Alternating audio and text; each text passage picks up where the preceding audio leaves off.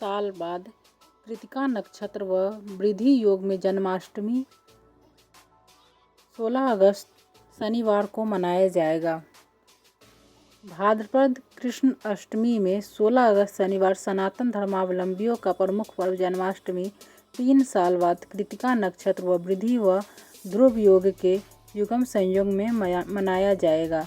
इस दिन गृहस्थ साधु संत एक साथ बांके बिहारी का जन्मोत्सव मनाएंगे। इस दिन व्रत करने से कोटि एकादशी के समान पुण्य मिलेगा।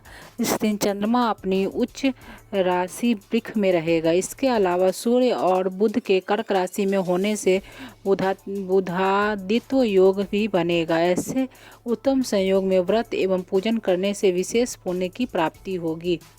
6 शुभ संयोग में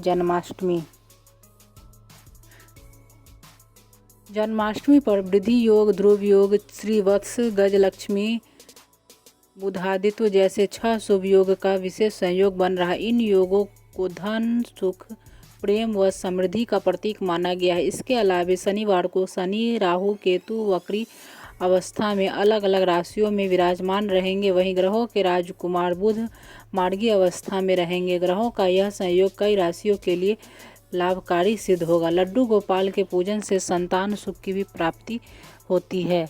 जन्माष्टमी पर शनिवार को घर व मंदिरों में विशेष सजावट के साथ मध्यरात्रि के समय श्री कृष्ण का जन्मोत्सव मनाया जाएगा। जन्मोत्सव के बाद श्रद्धालु गंगाजल व पंचामृत से स्नान, केसर युक्त चंदन का लेप, नए वस्त्र, फूलों की माला, नाना प्रकार के सुगंधित पुष्प, इत्र, घी का दीपक के बाद ऋतु, फल, माखन, मिश्री, मिष्ठान, पान, सुपारी चढ़ाकर उनकी पूजा करेंगे।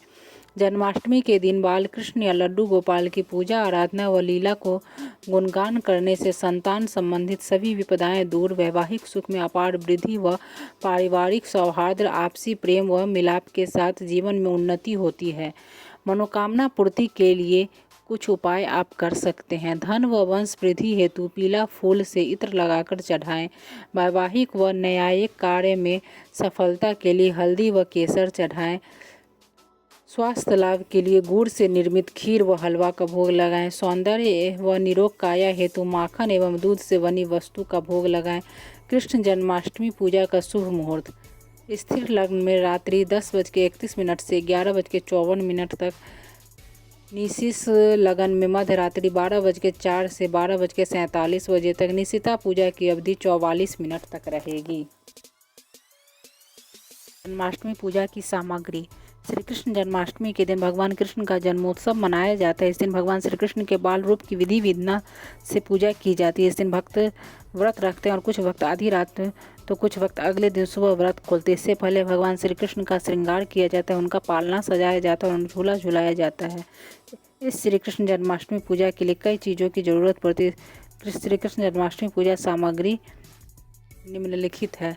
चौकी पर बिछाने के लिए पीले रंग का कपड़ा, भगवान श्री कृष्ण की प्रतिमा, आम्र पल्लव का तोरण, आम की लकड़ियाँ, 35 भगवान श्री कृष्ण के श्रृंगार की सामग्री, आभूषण, मोरपंख, मुकुट, अक्षत, फूल माला, तुलसी माला, आसनी, जलपात्र, गंगाजल, भगवान श्री कृष्ण के लिए वस्त्र, चंदन, धूप, घी का दीपक, अगरबत्ती, मौली, जनेऊ, चंदन, सुगंधित द्रव्य, इत्र, दिया बाती, नैवेद्य, मिठाई, 5 तरह के फल, प्रसाद, माखन, मिश्री, धनिया की पंजीरी आदि, पान, सुपारी, लौंग, छूटे पैसे और दक्षिणा, पूजा की थाली, कपूर, पंचामृत, दूध, दही, घी, शहद, शक्कर, मक्खन, छोटी इलायची, बाल गोपाल के लिए झूला, बांसुरी, केसर, कलश, सिंहासन, लाल कपड़ा, कुमकुम, नारियल, मौली, तुलसी का पत्ता, हल्दी, सफ़ेद कपड़ा, ताम्रपत्र, स्टील का बर्तन, कटोरी।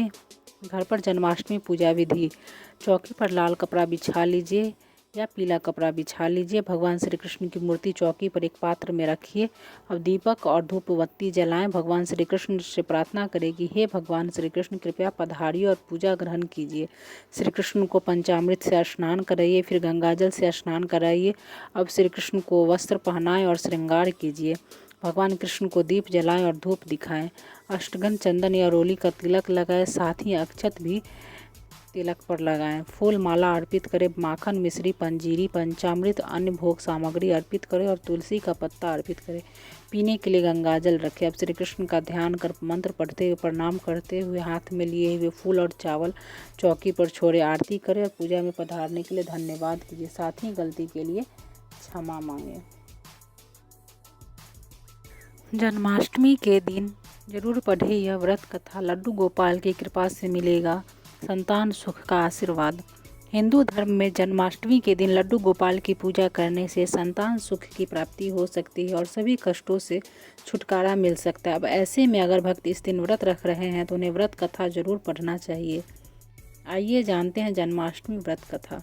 सनातन धर्म में जन्माष्टमी के दिन रोहिणी नक्षत्र रहता है, इसलिए इस दौरान कोई भी काम किया जाए तो व्यक्ति को शुभ फलों की प्राप्ति हो सकती है।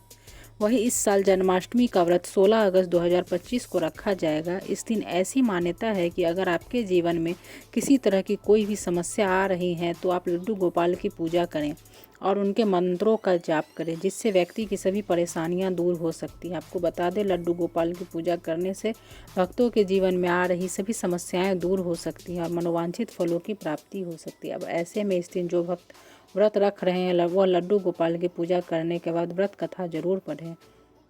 श्री कृष्ण जन्माष्टमी के दिन जरूर पढ़ें यह व्रत कथा। पौराणिक कथाओं के अनुसार द्वापर युग में मथुरा नगरी पर कंस नामक एक राजा राज करता था। कंस अपनी बहन देवकी से बहुत प्रेम करता था। जब देवकी का विवाह वासुदेव से हुआ तो कंस खुद उन्हें बड़े धूमधाम से विदा करने गया, लेकिन उसी समय आकाशवाणी हुई कि हे कंस, जिस देवकी को तुम इतनी श्रद्धा से विदा कर रहा है उसी की 8वीं संतान तेरी मृत्यु का कारण बनेगी। यह सुनते ही कंस का मन डर और क्रोध से भर गया। उसने तुरंत अपनी बहन और वासुदेव को बंदी बनाकर कारागार में डाल दिया। देवकी ने बहुत विनती की कि उसकी संतान कभी अपने मामा का अनिष्ट नहीं करेगी, लेकिन कंस ने एक न सुनी। कारागार में देवकी की एक एक करके 7 संतानें हुई और कंस ने उन सभी को जन्म लेते ही मार डाला। 7वीं संतान बलराम थे, जिन्हें योगमाया ने देवकी के गर्भ से निकालकर वासुदेव की दूसरी पत्नी रोहिणी के गर्भ में स्थानांतरित कर दिया। फिर 8वीं संतान के रूप में श्री कृष्ण का जन्म हुआ। उसके जन्म लेते ही चमत्कार होने लगे। जेल के दरवाजे अपने आप खुल गए, पहरेदार सो गए और रास्ते आसान हो गए। वासुदेव श्री कृष्ण को लेकर गोकुल पहुंचे और उन्हें नंद बाबा और यशोदा मैया को सौंपाए। बदले में वे यशोदा की नवजात कन्या को लेकर कारागार लौट आए। आगे चलकर यही श्री कृष्ण बड़े होकर कंस का वध करते हैं और मथुरा को उसके अत्याचार से मुक्त कराते हैं।